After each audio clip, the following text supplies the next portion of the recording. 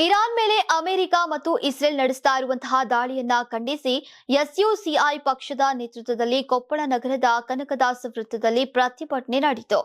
ಹಿರಿಯ ಬಂಡಾಯ ಸಾಹಿತಿ ಆಲಮಪ್ರಭು ಬೆಟ್ಟದೂರು ಮಾತನಾಡಿ, ಈಗ ಜನವಸತಿ ಪ್ರದೇಶಗಳು, ಶಾಲೆಗಳು ಹಾಗೂ ಆಸ್ಪತ್ರೆಗಳ ಮೇಲೆ ಬಾಂಬ್ ದಾಳಿ ನಡೆಸ್ತಾ ಇರೋದು ಈಗ ಅತ್ಯಂತ ಅಮಾನವೀಯ ಕೃತ್ಯ ಅಂತ ಖಂಡಿಸಿದ್ರು. ಇಂತಹ ಯುದ್ಧ ದಾಳಿಗಳ ವಿರುದ್ಧ ಭಾರತ ದೇಶ ಸ್ಪಷ್ಟ ನಿಲುವು ತೆಗೆದುಕೊಳ್ಬೇಕು ಅಂತ ಒತ್ತಾಯಿಸಿದ್ರು.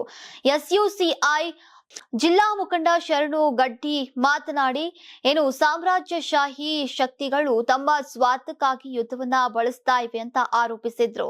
ಯುದ್ಧ ಬೇಡ, ಶಾಂತಿ ಬೇಕು ಎಂಬ ಘೋಷಣೆಗಳೊಂದಿಗೆ ಜಗತ್ತಿನ ಜನತೆ ಧ್ವನಿ ಎತ್ತಬೇಕು ಅಂತ ಕರೆ ನೀಡಿದ್ರು. ಇನ್ನು ಈ ಸಂದರ್ಭದಲ್ಲಿ ಶರಣು ಪಾಟೀಲ್, ಗಂಗರಾಜ್ ಅಳ್ಳಳ್ಳಿ, ಶಾರದಾ ಗಟ್ಟಿ, ನಾಗರಾಜ್ ಹುಲ್ಗಿ, ಸುರೇಶ್ ದಳಪತಿ ಸೇರಿದಂತೆ ಅನೇಕರು ಉಪಸ್ಥಿತರಿದ್ದರು.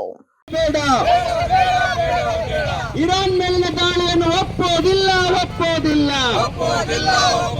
ಯುದ್ಧ ಬೇಡ, ಶಾಂತಿ ಬೇಕು.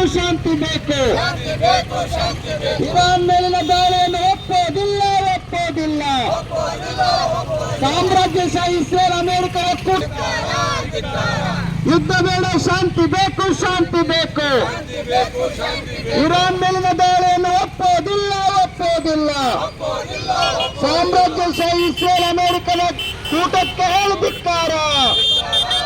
ನೀವು ಸಣ್ಣ ಆಗ್ಬೇಕಲ್ವಾ? ಅದು ಒಂದು ಉತ್ತಮ ಆಹಾರದಿಂದ ಸಣ್ಣ ಆಗ್ಬೇಕಲ್ವಾ? ಪ್ರತಿದಿನ ನಮ್ಮ ಜೀನಿ ಸ್ಲಿಮ್ ನ ಯೂಸ್ ಮಾಡಿ ಯಾವುದೇ ಸೈಡ್ ಎಫೆಕ್ಟ್ ಇಲ್ದಂಗೆ ನೀವು ಸಣ್ಣ ಆಗ್ತೀರಾ.